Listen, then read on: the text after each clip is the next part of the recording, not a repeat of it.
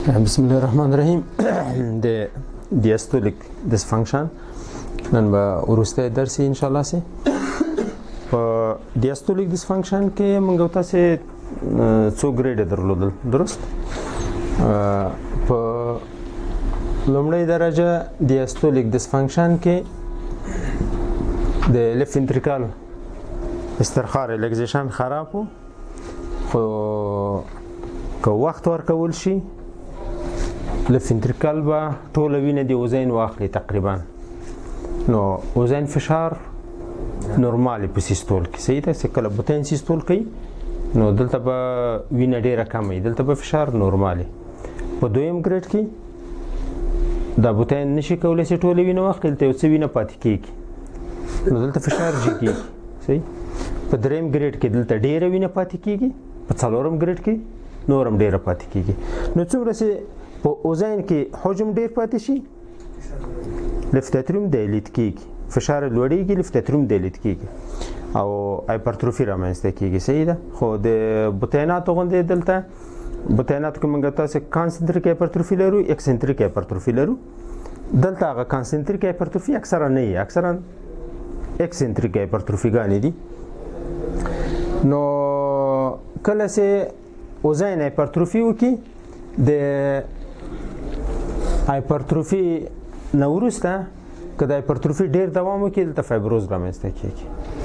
او فایبروز رامنځته سره فایبروز بیا فبریلیشن لپاره یو مساعد زمینه ده مریض فبریلیشن خواته ځي یعنی diastolic dysfunction که تداوی نکو کېدای شي بیا وروسته مریض د اوزین دایلیټیشن له وجې نه کرا فبریلیشن ته ولاړ شي فبریلیشن ته ولاړ مثلا لیفت ventricle diastolic dysfunction ده لیفت اتریوم دایلیټس دا سه فبریلیشن ته ولاړه چې هغه مخفي محرقونه دلته فعال سول چې دلته فعال سول ریټ دی وزینی چې دلته 300 ته ولاړه دلته ما 400 ته ځي صحیح نو دغه وزن رائټ اتریوم بیا معاصره کانټراکشن نه لري معاصره کانټراکشن یې ونه درلوده نو رائټ اتریوم بیا دایلیټ کیږي صحیح یو وخت ناروغ راځي چې لیفت اتریوم رائټ اتریوم دواړه دایلیټ دي او د یو دایلیټیشن کې د شي د بل د هغه مخفي میراقونه په کې فعال شوي دي فبریلیشن تاسو کړی د غیله وجې نه صحیح ده نو دې لپاره د لیفت ventricle او د رائټ ventricle سیستالیک فنکشن او diastolic فنکشن ډیر ارزښت لري هغه مر سیستالیک فنکشن ارزښت لري هغه مر diastolic فنکشن هم ارزښت لري اوس نو کچېره لیفت اتریوم کې فشار لوړ شي نو پلمونری کنجشن رامنځته کیږي بیا مریض ته هغه د فیلر اعراض پیدا کیږي هارت فیلر کچېره دا وزن دایلیټ غیر لدینه چې فبریلیشن تاسوس کوي دلته کې د شي کلاټ تشکل وکړي صحیح کلاټ تشکل وکړي تروم رامنځته شي تروم سره رامنځته شي بیا مریض ستروک ته مساعد کیږي په فبریلیشن کې موجی مختلفی دي د مایترال انفلو تراکاسپ انفلو کې کله پلسیو دوپلر سامپل والیوم دلته کیدو نو یو موجه جګه رسميږي بل ټیټه رسميږي نظر دیته چې څومره حجم دی جنې تیریږي او دلته ایریګولر ریتم ده صحیح ده نو دغه فواصل سي دي دا فواصل هم بیا سره تفاوت کوي نو په فبریلیشن کې چې کله diastolic فنکشن منګو تاسو ارزیابي کوو د دغه ای موجي ډیسلریشن ټایم په مختلفو موجو کې راخلو څنګه ده او سات راخلو صحیح تقریبا لاس موجود ډیسلریشن ټایم ته نو او سات راخلو یا د داسې موجود ډیسلریشن ټایم راخلو سه هغه دیاستول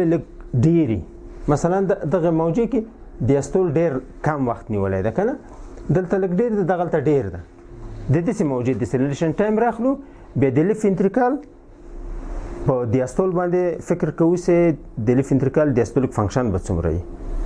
نو چې څومره ډیسلریشن ټایم د دې ای موجه لاندې هغه مره به diastolic فنکشن د لیفت ventricle په جګو درجو کې په دریم څلورم ګریډ ډیاسټولیک ډسفنکشن کې به وي صحیح نو که چیرې ډیسیلریشن ټایم او صد دلته په فبریلیشن کې د 150 نه کم راوځي دا خراب انظار کوي ورس پروګنوز کوي د مریض صحیح نو دلته په پلمنري کاپیلری ویچ پرشر ډیر جګي په فبریلیشن کې اوزین کم معاصره تقلص نه لري یو لرزه ده کنه نو د هغې لپاره دغه ای موجه نه رسمیږي ای موجه سه رسمه نه سوله بیا دا ګریډنګ موږ تاسو کولی نه شو ګریډ 1 2 3 4 کنه تاسو کولی نه شو یوازې دومره کولی شو چې وپوهېږو چې انظار د مریض به څومره خرابي د لیفت انتریکال فشار به څومره جګي د لیفت اتریوم فشار به څومره جګي پلمنري کاپیلری ویچ پرشر به څومره جګي نو د دې لپاره ډېر ښه میتود څه ده ای پر ایزابر ده صحیح ایزابر موږ تاسو تیشو دوپلر کې ګورو صحیح نو دغه موږ تاسو ته د مریض انظار ډېر ښه بیانوي چې که چیرې دا د 15 نه پورته کېږي موږ تاسو وایي چې پلمنري کاپیلری ویچ پرشر د 20 نه پورته ده نو دا ډېر ښه میتود ده T index په systolic dysfunction کې موږ تاسو ویلې نو تقریبا مساوي دي سره او تقریبا دسه یو درجه دو درجه سره مليمتر ستونی سیماب سره تفاوت لري اساس تفاوتونه سره شته ده کنه اوس د زمونږ ستاسو کتابو کې لیکلي دي چې د لیفت ventricular systolic pressure او د اورتا systolic pressure دا سره مساوي دي د رایټ ventricular systolic pressure دی پلمنري سره مساوي ده دا تقریبي دي بیا یو روسي کتاب را سره اوس چاوي وړه ما سره ورکش نو هغه کې بیا لګ تفاوتونه سره ورکړي ول صحیح موږ دلته داسې وایي چې د رایټ ventricular end diastolic pressure او د رایټ اتریال پرشر سره مساوي دی وخت دا سره مساوي کیږي کنه خو د فکس مساوي نه یو درجه سره تفاوت لري واسه تقریبا مساوي وګڼي خبشي ایزوولیمیک کانټراکشن ټایم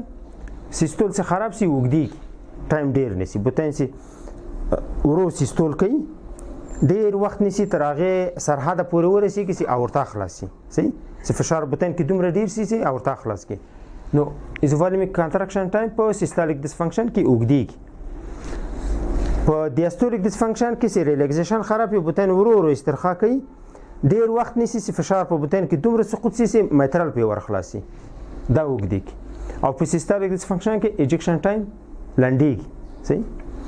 نو دغه فورمول صدا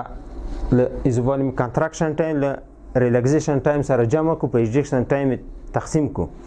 موږ تاسو ته د قلب هغه مجموعي وظیفه کوي چې مجموعاً په سیستول او دیاستول کې وظیفه څنګه ده صحیح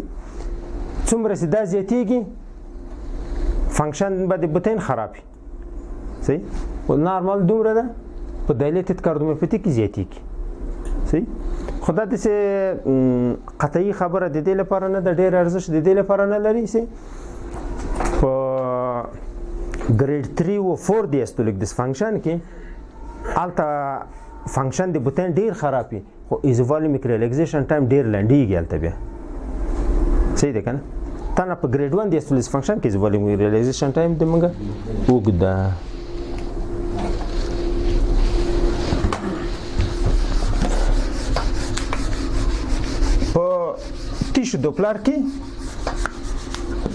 په ټیشو دوپلر کې دلته انولوس ویلوسیټي مونږ ګورو چې انولوس په سیستول کې د سپورټ دی زبر موجه رسمي چې کله بوتن دیاستول کوي د انولوس د شاته راځي زبر موجه رسمي چې کله د دیاستول په اخر کې اوزین یو څه وینه بوتن ته داخل کې بوتن نورم لک ځان خلاصي زبر موجه رسمي کی صحیح په مایترال انفلو کې دلته د خو د ابهر موجه وګڼه سیستول کې ده صحیح او په ایرلی فیلینګ کې ای موجه رسمیږي صحیح دلته ایزوبالمیک ای موجه رسمیږي بیا اتریال کانټراکشن موجه رسمیږي صحیح په اصل کې دا د مایوکارد ریلیکزیشن سي ایزابر ده د ایرلی فیلینګ سره تقریبا یو ځای راځي سي مایوکارد ځان خلاصوي دستی بیا ورپسې ای موجه رسمي کی صحیح ده ایرلی فیلینګ په مایترال کې دا ای موجه بیا رسمي کی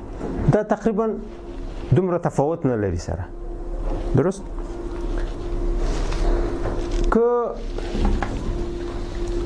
چیرې داسې سي مریض په دویم اول ګریډ دیاستولیک ډسفنکشن ته ولاړ سي اول ګریډ دیاستولیک ډسفنکشن کې مایوکارد ریلیکزیشن ډیر ورو ده ایزابر موجه منځته راغله صحیح د دا به لږ نږدې ورسره رسم کو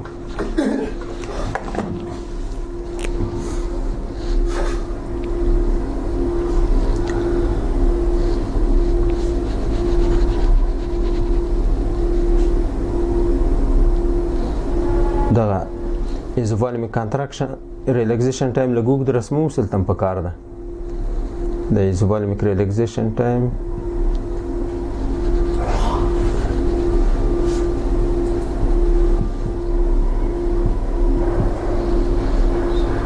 دلته په ګریډ 1 دیاستولیک فنکشن کې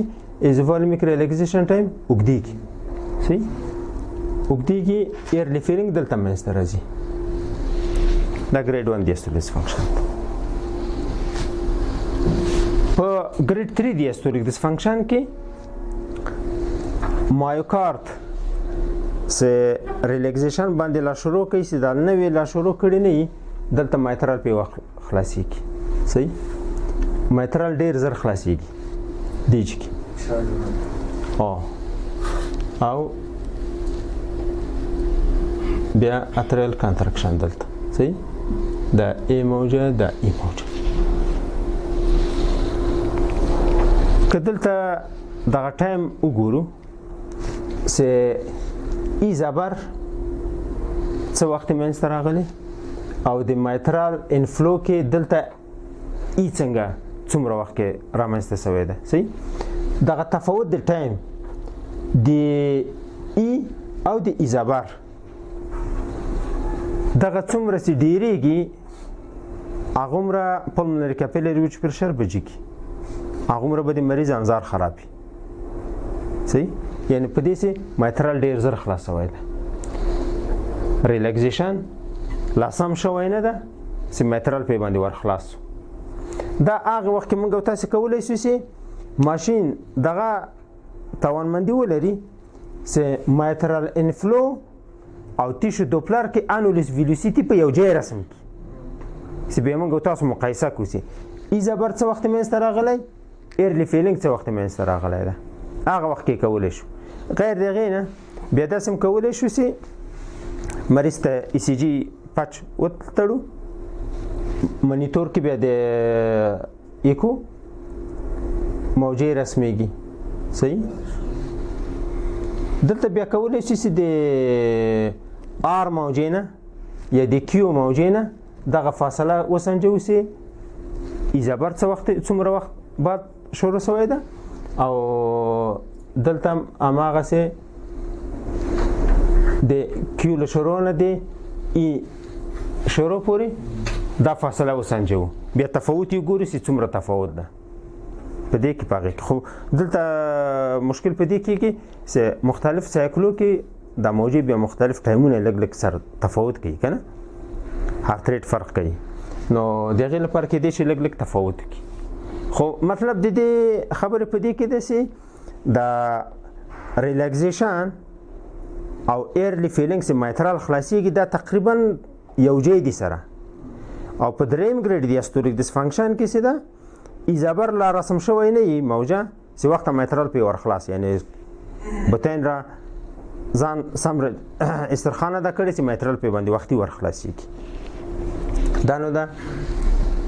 time interval from the onset of mitral inflow to the onset of early diastolic mitral annulus velocity. See? دا ای موجود په اوسه د مایټرل انفلو ته کې وای کنه بله ای موجود دا خو د مایترال ایرلی فیلینګ ده کنه ای موجود هغه نه تاسو وای کوم ایرلی فیلینګ دا ایزابر خو دا خو دسه دغه مایوکارد څه ده سه استرخاء کوي صحیح ده سه استرخاء کوي اول شروع د استرخاء ده بیا اوسط قسمت د استرخاء ده بیا اخر قسمت د استرخاء ده تقریبا دغه ایزابر په د اوسط قسمت کې رسمیږي دلته په تیشو دوپلار کې کنه او په ګریډ 3 دیاستولیس فنکشن کې فشار د وزن ډیر جګ ده بوتنسی دیاستول کوي په دا شروع د دیاستول کې په میترال ور خلاصيږي د وزن د جګ فشار لوجنه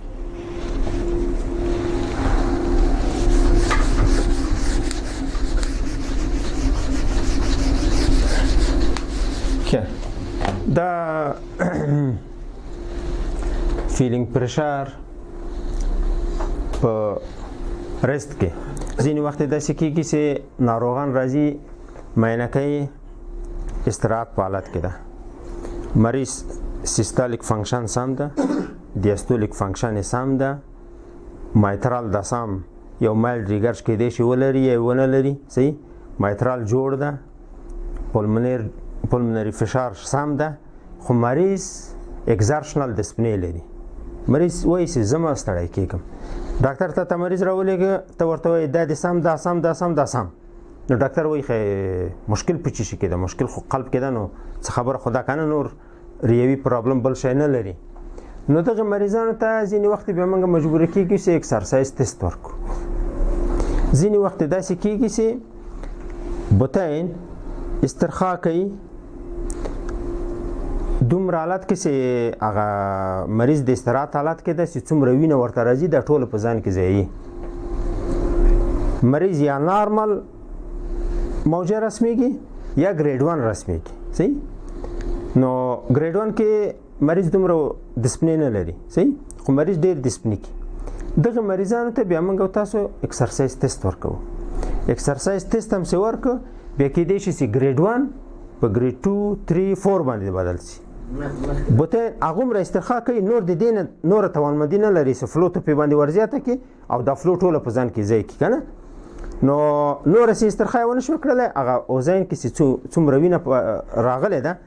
هغه زیاتره عمل ته پاتې کیږي بوته نه نشي اخیستلای نو بیا پولمنري کنجشن رامسته کیږي مریض سرعت تنفس پیدا کوي صحیح د دغه لپاره موږ تاسو مجبور یو چې ځینې مریضان ته اکسرسایز تست وکړو بیا سټرس ایکو ورته اجرا کو صحیح ده هغه ته دیاستولیک فنکشن ارزیابي کو څنګه ده په میترال ستینوز کې تقریبا همداسې حوالتي مثلا میترال ده دلته یو مایلډ ستینوز ده د سم ارزیابي کوي یو اشاره اته نه ده ته ورته چې زه په دومره کې خو دومره وسره تنفس نه پیدا کیږي گزاره ورسره وکړو مریض ډیر په عذاب کنه دغه مریض ته بیا اکسرسایز تست کوو دا نارمل د سمونه سي دي چې فلو په ور ډیره کې انولوس ځان کشي یو الاستیکیت لري ځان خلاصي نور فلو تم جای ورکی کنه مونږ تاسو په دې امید یې چې استراحت حالت کې یو اشاریات ده نو چې فلو په ور ډیره سي د نور ځان خلاص کی فلو ته به اجازه ورکی کنه ځینې د سمونه دي چې اعظمي توګم دغه مراده چې فلو د پیور ډیره کړله نور ځان نشي خلاصولی دغه وخت کې به مریض سرعت تنفس پیدا کوي صحیح دغه لپاره په دسمو کې موږ سټرس ټیسټ کوو کنه په سیستالیک فنکشن کې سټرس ټیسټ کوو ارشي کې خو په دیاستولیک ډیس فنکشن کې خاص د دې لپاره موږ سټرس ټیسټ ورته اجرا کوو چې دغه د ایکسرسایز په وخت کې مریض پام دغه نارمال یا ګریډ 1 دیاستولیک فنکشن کې پاتې کیږي لوړو درجو ته ورځي که مریض د ایکسرسایز په وخت کې دویم دریم ګریډ ته ور داخل سه په دې معنی ده چې مریض اگزرشنل ډسپنی د دیاستولیک ډیس فنکشن له وجې نه ده نو په نارمل حالت کې ای پر ایزابار مثلا د سیوبوله سه ای منګه تقسیم د ایزابار کو دا راووته 8 صحیح 8 نه ښکته نارمل ده یعنی پلمونري کیپیلري ویج پرشر د موږ تاسو جوړ ده کله چې اکسرسایز ورکوي اکسرسایز حالات کې دغه راشیو باید تغییر ونه کړي دا باید په همدې 8 کې پاتې شي که چیرې دغه تناسب یو دم د 8 نه ولاړه 14 ولسو ته نو دا په دې معنی ده چې مریض دیاستولیک ډسفنکشن لري او لوړ ګریډ لري صحیح دغه قسمتونه موږ تاسو په مخکې درسو کې ویلې صحیح چې پلمونري کیپیلري ویج پرشر څنګه تعینو صحیح په دریم ګریډ دیاستولیک ډسفنکشن کې ای موجه د موږ تاسو ډېره جګه راځي ای موجه کوچنۍ راځي ایزابر ویلوسیټي سي د انولس ویلوسیټي نارمل داسي چې څومره ګریډینګ زیاتېږي دا کوچنی کېږي صحیح او په مایترال انفلو کې چې لوړو درجو ته د دیاستولیک فنکشن زو ایزابر جګېږي نو ایزابر سي تقسیم د ایزابر کو موږ تاسو ته پلمونري کیپیلري ویج پرشر کوي نو پلمونري کیپیلري ویج پرشر دا کچېره ای پر ایزابر د 15 نه پورته سي نو پلمونري کیپیلري ویج پرشر به د 16 نه پورته وي صحیح او بالکل بیا دلته خو اتو نه ښکته موږ تاسو ویلې سي نورمال ده کنه خو ځینې کتابونه لاسو نه ښکته وایي نورمال خو اتو نه ښکته اکثره نارمالي صحیح د اتو نه تر 15 پورې دا هغه بین البیني رینج ده صحیح اوسط چې دلته بیا ته ویلې نه سي پلمونري کیپیلري ویج پرشر جګ ده کټیټ ده نو د دې لپاره بیا هغه نور میتودونه سي دي چې دیاستولیک فنکشن موږ تاسو په باندې ارزیابي کوو مثلا پلمونري وین فلو ویلوسیټي په نورمال حالت کې په پلمونري وین کې دلته نورمال حالت کې سیستالیک فارورډ فلو جګی دی دیاستولیک فارورډ فلو نه صحیح کله چې بوتین په دیاستول وکي که داخل ریلیکزیشن وکي او د اوزین اکثرا وینه زیاتره وینه کش کی ځانته اوزین خالی کیږي په دیاستول اخر کې صحیح ده کنه دیاستول اخر کې داسې خالی سه بوتین سیستول ته شروع کړله اوزین ریلیکزیشن کوي نو دلته تقریبا جوف خالی ده فشار ټیټ ده نو سیستالیک فارورډ فلو ډیره جګه رسمي دیاستولیک فارورډ فلو بیا ټیټه صحیح په ټولو وریدي سیستمو کې نارمل موجه هم داسې ده سیستالیک فارورډ فلو جګه ده دی دیاستولیک فارورډ فلو نه صحیح نو کچېره د منګو تاسو د دغه ای پر ایزابر دا رینج د 8 نه تر 15 پورې راشي مثلا لاس 12 14 داسې یو عدد راکړي کنه نو دې ته سړی نارمل ویلی نشي او اب نارمل ویلی نشي چې پلمونري کیپیلري ویج پرشر به جګي بیا دلته پلمونري وین فلو ویلوسیټي ګورو که چیرې د اوزین فشار جګي نو اس موجه ټیټه رسمي کی بیا نو موجه معکوس کیږي کنه سیستالیک موجه ټیټه ده دیاستولیک فارورډ فلو جګه ده او دیاستولیک ریورزل به بیا جګي دغه نښه د دې ده چې پلمونري کیپیلري ویج پرشر دی جګ ده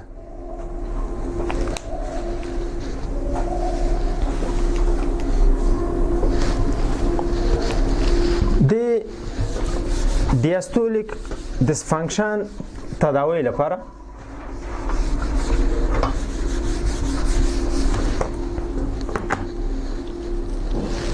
نارمل فیلینګ څه د موږ تاسو داسې ده ګریډ 1 کې ریلیکزیشن خراب ده وینه بوتین تزي ډیر وخت نیسي چې د وزن بوتین فشار سره مساوي کړي بیا وزن څخه تخلص کوي نور وینه ور داخلي نو موجه داسې رسمي کی ګریډ 2 کې بیرته داسې رسمي کی خالته د وزن فشار جګ ده صحیح او ګریډ 3 دیاستولیک فنکشن کې د وزن فشار ډیر جګ ده معترض کلاسیک د فتن ډیر ویني بوتین استرخان شي کوله موجه سقوط کوي وزن څخه تخلص کوي بوتین وینه نه مانی موجه کوچنی رسمیږي نو دا مختلف درجه دي د دیاستولیک فنکشن لپاره داسې کومه دوا نه ده تر اوسه راوتلې چې د مایوکارد ریلیکزیشن سم کړي د کانټراکشن لپاره دواګانې لرو انوتروپیک اجنټونه لرو کنه سیستول خکې د دیاستول لپاره دوا نشته د دیاستول سم کې استرخاء سم کې نو یوازې موږ تاسو داسې کولای شو چې نور شیان ورته کنټرول کو دا فلو سي راځي ورته بوتین ته دا ورته کنټرول کو مثلا په ګریډ 1 دیاستول ډسفنکشن کې مایوکارد ریلیکسیشن ډیر ورو ده که وخت ورکړي دا بوتین ته تر اخره پورې استرخاء کوي تر هغه چې پورې سي ضروري ده تر هغه چې پورې استرخاء کوي که وخت ورکړي نو اوس دغه مریض موږ تاسې د تاکیکاردي نه ساتو غواړو چې ریټ د دې کنټرول کو ټیټ وساتو صحیح په 15 شپېته اویا او دومره حدود کې وساتو د رستنګ حالت کې کنه چې وخت ډیر ولري بوتین دا وینه ټوله د وزن واخلي که چیرې دا مریض تاکیکارد ریټ سلو یو سلو لاسو کې وو بیا نو بوتین زر زر سیستول کوي دیاستول هم ډیر لاند وخت ده وینه سي دیږي نه نوې جریان پیدا کوي البته بل سیستول پسې راځي نو دغه وینه سي وزن کې ده دام دلته پاتې کیږي د وزن فشار جګیږي مریضي دویم ګریډ دریم ګریډ دیاستول فنکشن صحیح نو دلته منګه تاسو مجبور یې چې د مریض ته بیتا بلاکر ورکو کلسیم چینل بلاکر ورکو دا ریټ کم کو په باندې صحیح دا د ګریډ 1 دیاستول فنکشن تدوی ده په دویم ګریډ کې دلته فشار جګیږي په وزن کې فشار سي دلته جیک سي یعنی دلته حجم ډیر ده حجم سي ډیر سه دلته د قلب پریلود په باندې راکمو دلته مجبور سي مریض ته مثلا نایتریت ورکو صحیح ای سی ان بیتور ورته ورکو صحیح دغه پریلود په باندې راکم کو دریم ګریډ دیاستول ډسفنکشن کې دلته حجم ډیر زیات فشار ډیر جیږي دا په ای سی ان بیتور او په نایتریت باندې دا فشار دومره نه راکوزیږي بیا دې ته مجبور دیورټیک ورکړي چې دا فشار لږ سره راکوز کړي پریلود لږ راکم کړي په باندې نو چې پریلود موږ کم کو استرخاء خو نشو جوړولای خو دومره بسي چې دلته حجم کم سي ا کنډیشن دی ریوي بل کم سي کنه مریض اگزرشن د سپنی بل ګراسما کو په باندې نور کار ورته کولای نشي د تداوی د دیاستولیک فنکشن ځینې وخت سه ایکو کوو داسې یو نیمه موجه راځي سه نارمل حالت کې هغه موجي نه وي مثلا ګورئ که چیرې مریض هایپرتروفیک کاردیومایوپاتي ولري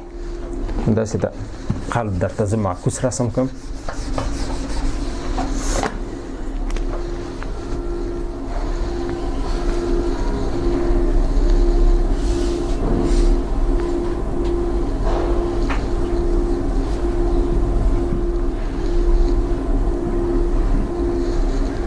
داسې وبولئ چې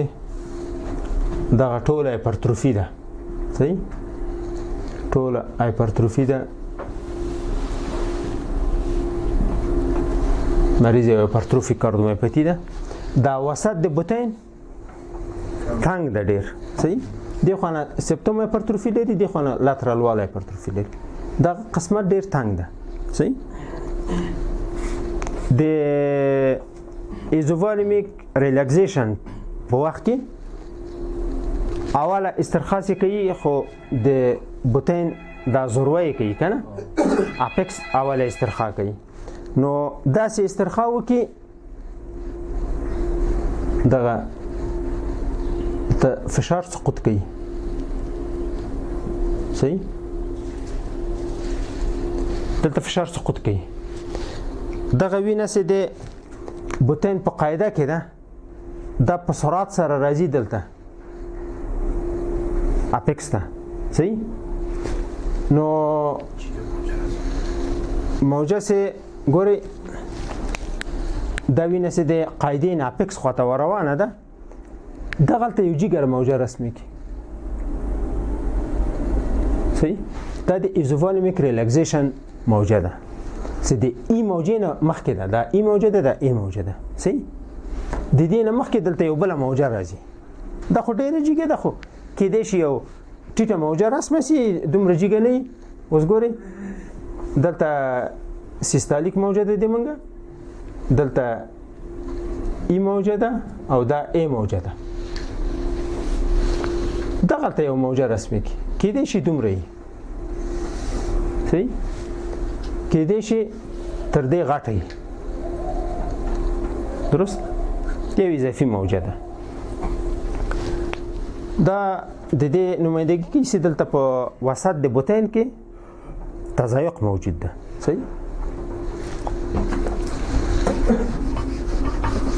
کچېرې د دې بوتین ریلیکزیشن ډیر خراب صحیح ډیر خراب دا مایترال سپي ورخلاصي بوتین وینه د وزن نه بوتین ته روانه صحیح وزن سي تقلص کې یو څه نور وینه بوتین ته ور داخلي صحیح نو early feeling د atrial contraction موجوده ځینې وخت داسې کېږي چې وزن دلته تقلص وکړي دغه بوتین دې خواته نور ریلیکزیشن نشته ده نه مني یعنی وزن تقلص وکړو دلته دغه جې ټول دی وینې نه ډک ده نور د بوتین ریلیکزیشن نشي کولای دلته ابهار د سم ده